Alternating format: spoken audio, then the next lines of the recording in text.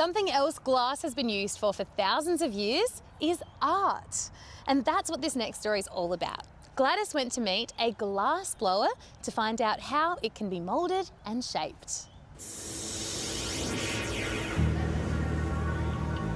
Here, in this 1,200 degree furnace, also known as a crucible, a transformation is taking place. This glowing, syrupy gob is the early stages of a work of art. Emma is the glass artist behind these colourful and unusual creations, which all started out as sand.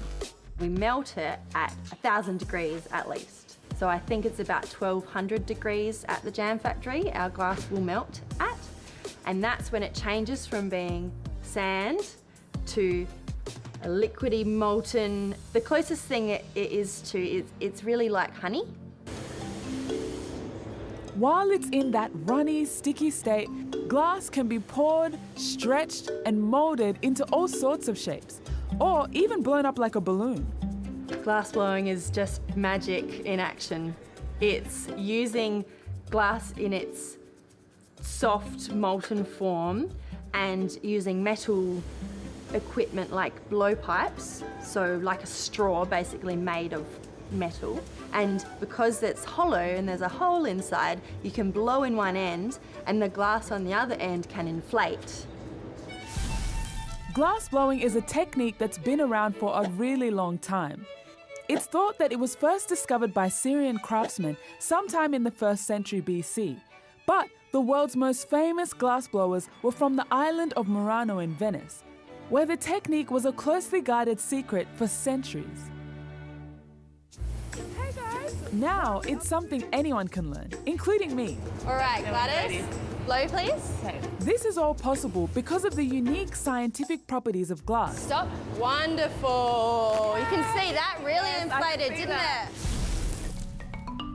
Glass is something called an amorphous solid, which means its atoms aren't arranged in a perfect pattern like most solids. Instead, they're a little bit random, kind of like a liquid. Amorphous solids don't have an exact melting point where they snap from solid to liquid and back again, which means you can keep them in this gooey, sticky honey state and keep reworking the shape. Once she's finished shaping the glass, Emma has to leave it in a kiln overnight so it can cool down really slowly. So the atoms of the glass are flying around when it's in a really hot state, and when it cools down, they connect together. And if that happens too quickly, they don't connect very well, and that's when there's stress in the glass and it can crack and shatter and explode. So we want to avoid that. Emma says she's a big fan of the science behind glass art.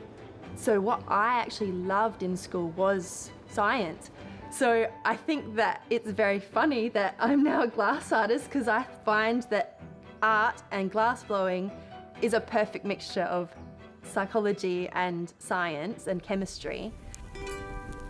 There's so many different techniques and different types of glass for different applications depending what you want to make. So glass, as you find out during Science Week, it's not just one thing.